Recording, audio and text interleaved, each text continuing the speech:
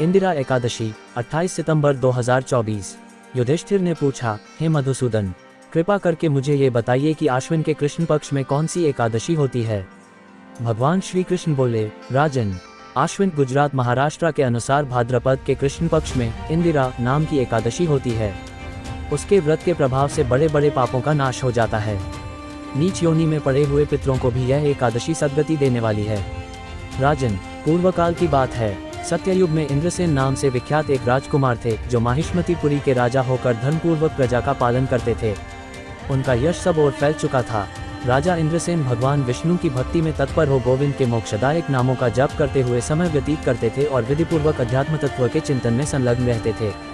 एक दिन राजा राजसभा में सुखपूर्वक बैठे हुए थे। इतने में ही देवर्षि नारद आकाश से उतरकर वहां आ पहुंचे। उन्हें आया हुआ देख राजा हाथ जोड़कर खड़े हो गए और विधिपूर्वक पूजन करके उन्हें आसन पर बिठाया। इसके बाद वे इस प्रकार बोले, मुनिश्रेष्ठ, आपकी कृपा से मेरी सर्वथा कुशल है। आज आपके दर्शन से मेरी संपूर्ण यज्ञ क्रियाएं सफल हो गईं। देवर्षे, अपने आगमन का कारण बताकर मुझ पर कृपा करें। नारद जी ने कहा, नृपश्रेष्ठ, सुनो, मेरी बात तुम्हें आश्चर्य में डालने वाली है। मैं ब्रह्मलोक से यमलोक में गया था। वहां एक श्रेष्ठ आसन पर बैठा और यमराज ने भक्तिपूर्वक मेरी पूजा की। उस समय यमराज की सभा में मैंने तुम्हारे पिता को भी देखा था। वे व्रतभंग के दोष से वहां आए थे। राजन, उन्होंने तुमसे कहने के लिए एक संदेश दिया है, उसे सुनो। उन्होंने कहा है, बेटा, मुझे इंदिरा एकादशी के व्रत का पुण्य देकर स्वर्ग में भेजो। उनका ये संदेश लेकर मैं तुम्हारे पास आया हूँ। राजन, अपने पिता को स्वर्गलोक की प्राप्ति कराने के लिए इंदिरा एकादशी का व्रत करो। राजा ने पूछा, भगवान, कृपा करके इंदिरा एकादशी का व्रत बताइए। किस पक्ष में, किस तिथि को और किस विधि से यह व्रत करना चाहिए। नारद जी ने कहा, राजेंद्र, सुनो, मैं तुम्हें इस व्रत की शुभकारक विधि बतलाता हूँ। आश्विन मास के कृष्ण पक्ष में दशमी के उत्तम दिन को श्रद्धायुक्त चित्त से प्रातःकाल स्नान करो। फिर मध्याह्न काल में स्नान करके एकाग्रचित हो एक समय भोजन करो तथा रात्रि में भूमि पर सोओ। रात्रि के अंत में निर्मल प्रभात होने पर एकादशी के दिन दातुन करके मुंह धो। इसके बाद भक्तिभाव से निम्नांकित मंत्र पढ़ते हुए उपवास का नियम ग्रहण करो। अधस्थित्वा निराहार सर्वभोग विवर्जितः श्वभोक्षि पुंडरीकाक्ष शरणं में भवाच्युत। कमल नयन भगवान नारायण, आज मैं सब भोगों से अलग हो निराहार रहकर कल भोजन करूंगा। अच्युत, आप मुझे शरण दें। इस प्रकार नियम करके मध्याह्न काल में पितरों की प्रसन्नता के लिए शालग्राम शिला के सम्मुख विधिपूर्वक श्राद्ध करो तथा दक्षिणा से ब्राह्मणों का सत्कार करके उन्हें भोजन कराओ। पितरों को दिए हुए अन्नमय पिंड को सूंघकर गाय को खिला दो। फिर धूप और गंध आदि से भगवान ऋषिकेश का पूजन करके रात्रि में उनके समीप जागरण करो।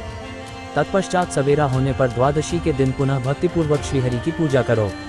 उसके बाद ब्राह्मणों को भोजन कराकर भाई बंधु, नाती और पुत्र आदि के साथ स्वयं मौन होकर भोजन करो। राजन, इस विधि से आलस्य रहित होकर यह व्रत करो। इससे तुम्हारे पितर भगवान विष्णु के वैकुंठ धाम में चले जाएंगे। भगवान श्री कृष्ण कहते हैं, राजन, राजा इंद्रसेन से ऐसा कहकर देवर्षि नारद अंतर्धान हो गए। राजा ने उनकी बताई हुई विधि से अंतपुर की रानियों, पुत्रों और भृत्यों से उस उत्तम व्रत का अनुष्ठान किया। कुंती नंदन, व्रत पूर्ण होने पर आकाश से फूलों की वर्षा होने लगी।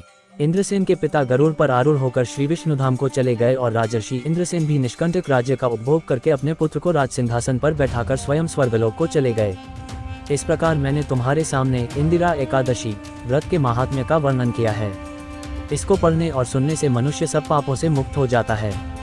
व्रत खोलने की विधि, द्वादशी को सेवा पूजा की जगह पर बैठकर भुने हुए 7 चनों के 14 टुकड़े करके अपने सिर के पीछे फेंकना चाहिए।